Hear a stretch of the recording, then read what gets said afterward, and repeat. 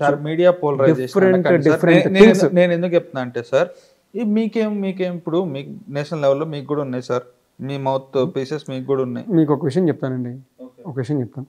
ఎప్పుడైతే మా భారతీయ జనతా పార్టీ ఎప్పుడు చెప్పేది ఏంటంటే, ఎప్పుడైతే ఆర్గనైజేషన్ బూత్ కమిటీస్, ఇప్పుడు మీకు ఒక ఎగ్జాంపుల్, మీకు సింపుల్ థింగ్ చెప్తాను. మీడియా కొంత బీజేపీ ఏంటంటే ఇక్కడ ఆంధ్రప్రదేశ్లో ఇప్పటివరకు కొంత వీక్గా ఉండటం వలన ఆ మీడియా పోలరైజేషన్ బీజేపీ మీద వర్క్ అయింది.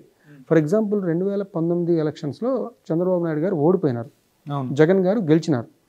ఇప్పుడు చంద్రబాబు నాయుడు గారు లేకపోతే టీడీపీ అనుకూల మీడియా ఆయన ఓడిపోయే ముందు కూడా మొత్తం టీడీపీ గెలుస్తుందని చెప్పింది. అంటే నార్మల్గా ఇప్పుడు ఇప్పుడు ఇప్పుడు ఫర్ ఎగ్జాంపుల్ జగన్కి వ్యతిరేకంగా ఉంది అనుకుందాం. ఇప్పుడు జగన్కి అనుకూల మీడియా జగన్కి బాగా జగన్కి బాగా అనుకూలంగా ఉందని ఇస్తారు. అట్లానే చంద్రబాబు నాయుడు గారు వాళ్ళది బాగా ఉందని ఇస్తున్నారు. ఎవరు గెలవాలో వాళ్ళు గెలుస్తారు. లేకపోతే బీజేపీ కింద నుంచి కూడా అన్ఎక్స్పెక్టెడ్గా కొన్ని సీట్లలో డెఫినెట్గా రావచ్చు. ఇవన్నీ అది బయటికి తెలియదు సార్, అది మీడియా క్యాప్చర్ చేయలేదు, పట్టలేదు. అంటే ఎప్పుడైతే మనం ఒక పార్టీ వీక్గా ఉంటుందో, ఆ వీక్గా ఉన్నప్పుడు మీడియా దాని మీద పనిచేస్తుంది. ఓకే, ఎప్పుడైతే పార్టీ రెండు పార్టీలో ఒక పార్టీ అవుతుందో ప్రజలు డిసైడ్ చేస్తారు. ఇది మన హిస్టరీ చెప్పేది. కాబట్టి ఏమవుతుందంటే ఇది అనేక కారణాలు, దీనికి ఒక కారణము అనేది మనం చూడటం సబబు కాదు. బీజేపీకి 2 సీట్లు ఉన్నాయి ఒకప్పుడు పార్లమెంట్లో 1984 టైం ఫ్రేమ్లో.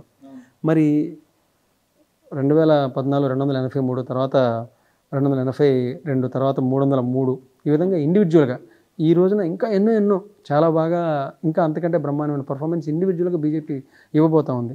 సో ఆంధ్రప్రదేశ్లో కూడా నార్త్ ఈస్ట్లో ఆర్ఎస్ఎస్ వాళ్ళు ఎన్నో త్యాగాలు చేసి 25-30 సంవత్సరాలు త్యాగాలు చేస్తే ఆ త్యాగం తర్వాత పొలిటికల్ సక్సెస్ కనపడింది.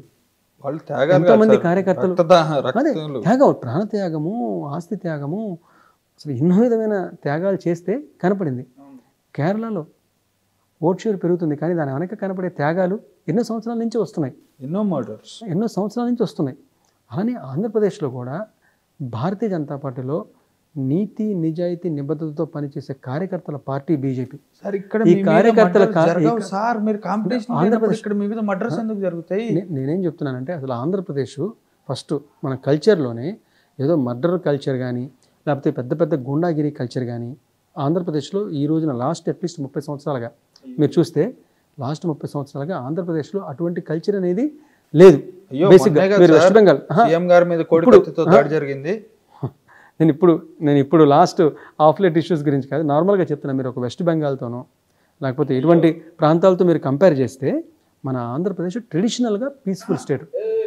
సార్ నేను ఇక్కడ వెస్ట్ బెంగాల్ మీరు పాయింట్ తెచ్చారు కాబట్టి I'm telling you, post election Bengal violence, post election AP violence రెండు ఒకటే సార్, అండ్ రీజన్ కూడా ఒకటే.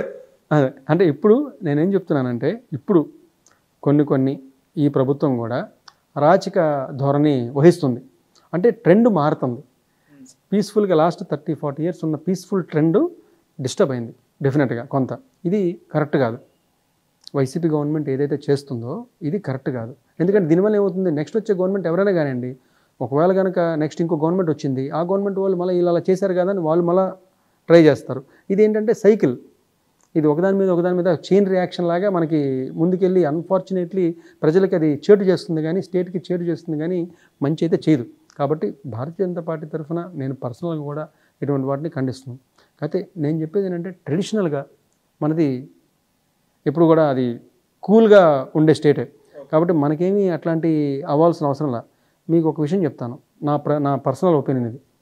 తెలంగాణ ఉంది, ఆంధ్రప్రదేశ్ ఉంది, రెండింటిని కంపేర్ చేద్దాం. తెలంగాణలో మీరు జై తెలంగాణ అనండి, అక్కడ కులం లేదు, మతం లేదు, ప్రాంతం లేదు, పార్టీ లేదు, అందరూ జై తెలంగాణ అని ఇక్కడి నుంచి అంటారు. ఆంధ్రప్రదేశ్లో నాకేంటి, నా కుటుంబానికి ఏంటి, ఒక 20 సంవత్సరాల తర్వాత నా కుటుంబం ఎలా ఉంటుంది, దానికి నేను ఎంత కష్టపడాలి. దాంట్లో ఒక్కొక్కసారి ఏంటంటే ఇక్కడ కొంత కులభావం ఎక్కువ ఉంది. కానీ ఇప్పుడు నిజంగా చెప్పాలంటే కులభావం చాలామంది పెరుగుతుందని అంటున్నారు, కానీ నేను చెప్తున్నాను కులభావం తగ్గుతుంది మన ఆంధ్రప్రదేశ్లో. అవసరం ప్రజలు 30-40 సంవత్సరాలుగా ఎవరు రూల్ చేసినా ఎవరు భయపడలేదు, కానీ లాస్ట్ 2015 నుంచి మన ప్రజలు భయపడిపోతున్నారు. ఆంధ్రప్రదేశ్ ఏమైపోతుందో అన్న ఒక బాధ, ఆవేదన, భయం ప్రజలు వస్తుంది. దాన్ని కులంని బీట్ చేస్తుంది అది.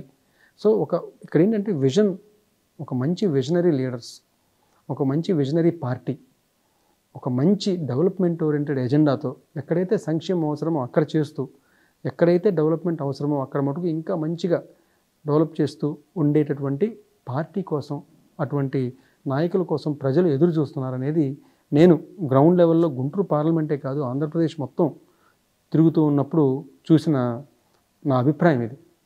చివరి ప్రశ్న మీకు, మకుటం శివ గారు ఎంపీ అయితే గుంటూరు ప్రజలకి వచ్చే అడ్వాంటేజెస్ ఏంటి?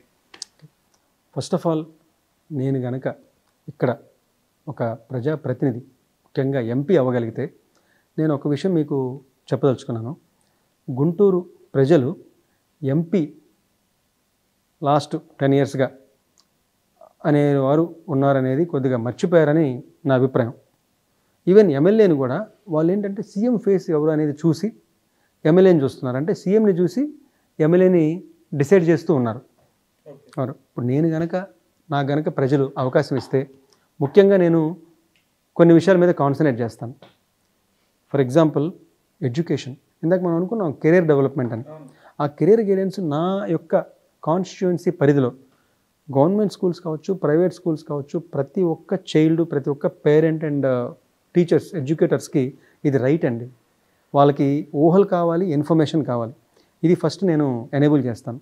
నెక్స్ట్ వచ్చేటప్పటికి ఎంప్లాయ్మెంట్.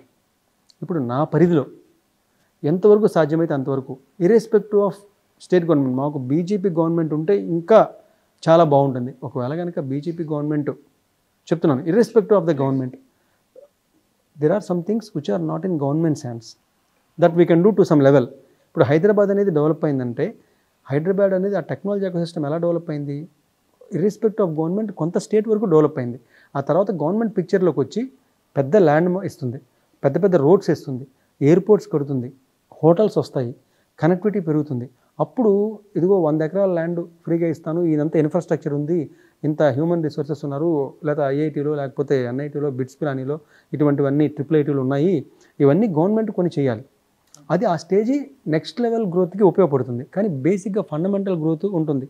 అట్లీస్ట్ చిన్న చిన్న కంపెనీలు, వరల్డ్ వైడ్లో ఉన్న చిన్న చిన్న కంపెనీలు, మేబీ ఒక 15 కంపెనీలు, చిన్న కంపెనీలు, మేబీ ఒక 3-4 లక్షలు 10 లక్షలు శాలరీలు ఇవ్వలేకపోవచ్చు నెలకి, కానీ ఒక 20,000 25,000 ఇచ్చే శాలరీలతో ఉన్న కొన్ని కంపెనీలని ఖచ్చితంగా ఆ నిబద్ధతతో నేను తీసుకొచ్చి ఇక్కడ కొంత ఎంప్లాయ్మెంట్ అయితే 100% నా వంతు ప్రయత్నంగా నేను జనరేట్ చేయగలను. నెక్స్ట్ ఇక్కడ మనకి గుంటూరుకి సంబంధించిన ఇష్యూస్ బీజేపీ ఇక్కడ కనుక రిప్రజెంటేషన్ ఉంటే, ఓకే, ఆ రిప్రజెంటేషన్ ఎలా ఉంటుంది అని చూపించే ప్రయత్నం 100% చేస్తాను. కుల మత గుంటూరులో ఉన్న ప్రాంతాలకి అతీతంగా 100% డెవలప్ చేస్తాను. ఒక సింపుల్ థింగ్ నేను చెప్తాను. ఇక్కడ మనకి ఇందాక ఆధ్యాత్మిక టూరిజం, ఫర్ ఎగ్జాంపుల్ ఇక్కడ మనకి గుంటూరు ఉంది, పొన్నూరు ఉంది, గుంటూరు పక్కనే ఉంటుంది, చేబ్రోలు, ఎన్నో గుళ్ళు ఉన్నాయి చేబ్రోల్లో. ఈ రోజున గుళ్ళ పరిస్థితి ఏంటండి? మనకి పక్కనే పెదకాక అని ఉంది. పెదకాక అని ఎంత ఫేమస్ టెంపుల్, మంగళగిరి ఉంది, ఎంత ఫేమస్ టెంపుల్. అంటే ఇప్పుడు ఎవరన్నా బయట నుంచి వచ్చారు, ఫర్ ఎగ్జాంపుల్ వచ్చిన వ్యక్తికి ఒక విధమైన ట్రావెల్ బస్సు లేకపోతే ఒక విధమైన ఎనీ అదర్ ఒక టూర్ గైడ్ లాగా క్రియేట్ చేసి వీటిని డెవలప్ చేసి అక్కడున్న క్లీన్లీనెస్ కావచ్చు, అక్కడున్న ఎకో సిస్టమ్ని కొంత బిల్డ్ చేస్తే ట్రాన్స్పోర్టేషన్కి, ఫుడ్కి, పూజా మెటీరియల్కి ఎంతోమందికి ఉపాధి దొరుకుతుంది. అంటే ఇవన్నీ కూడా లింక్ చేయాలి, ఇవన్నీ కూడా మనం లింక్ చేయాలి. అంటే ఒక ప్యాకేజ్ లాగా వాళ్ళు గుంటూరు వరకు ఎలా వస్తారు, బై ఎయిర్ విజయవాడ వస్తారా, గన్నవరం, అదంతా. ఎందుకంటే ఎయిర్పోర్ట్ అనేది ఒక ఎంపీ పరిధిలో ఉండదు. ఎయిర్పోర్ట్ అనేది central government and state government combined పరిధిలో ఉంటాయి. స్టేట్ గవర్నమెంట్ ల్యాండ్ చూపించాలి, అంటే అవన్నీ మనకంటే సెక్యూరిటీనే కాదు. ఇప్పుడు ఒక ఎయిర్పోర్ట్ రావడం మా వచ్చిన ఎయిర్పోర్ట్ నుంచి కనెక్టివిటీ ఏంటి అనే ప్లానింగ్, ఈ విధమైన చిన్నవి అక్కడ ఉన్నవి మనం డెవలప్ చేసుకుంటూ మంచి ఎన్జిఓలతో కనుక టైఅప్ అయ్యి కరెక్ట్గా ఎంపీ ల్యాడ్స్ని ఉపయోగించుకుంటూ, కేంద్ర ప్రభుత్వం ఖచ్చితంగా నెక్స్ట్ ప్రభుత్వం బీజేపీ వస్తుంది కాబట్టి అక్కడ కేంద్ర ప్రభుత్వంతో సరైన ఇన్ఫర్మేషన్ ఇస్తూ వాళ్ళకి ఏమి సాధ్యమో ఏమి సాధ్యం కాదు, లో హ్యాంగింగ్ ఫ్రూట్స్ ఏంటి, ఫస్ట్ అవి ఒక్కొక్కటి తీసుకుంటూ మెల్లమెల్లగా కేంద్రంతో అనుసంధానం అయ్యి ఎంతవరకు రూల్ చేస్తే అంతవరకు రూల్ చేయగలను, ప్రజలకి ఒక మంచి చేయగలను, కరప్షన్ ఫ్రీ గవర్నెన్స్ని నా పరిధిలో ఉన్నంత వరకు అందించగలను, అధికారుల క్యాపబిలిటీని రియల్గా గుర్తించి వాళ్ళతో సమన్వయంతో వర్క్ చేస్తూ వాళ్ళని ఎంకరేజ్ చేస్తూ వాళ్ళకి ఏంటి ప్రాబ్లమ్స్ ఉన్నాయని తెలుసుకుంటూ ప్రజలకి అధికారులు అధికారాన్ని ఎలా ఉపయోగించుకోవాలనేది ఇంకొంత అవేర్నెస్ కల్పిస్తూ మొత్తం ఒక పాజిటివ్ ఎన్విరాన్మెంట్ని బిల్డ్ చేయాలి అనేది నేను ఆశపడుతున్నాను.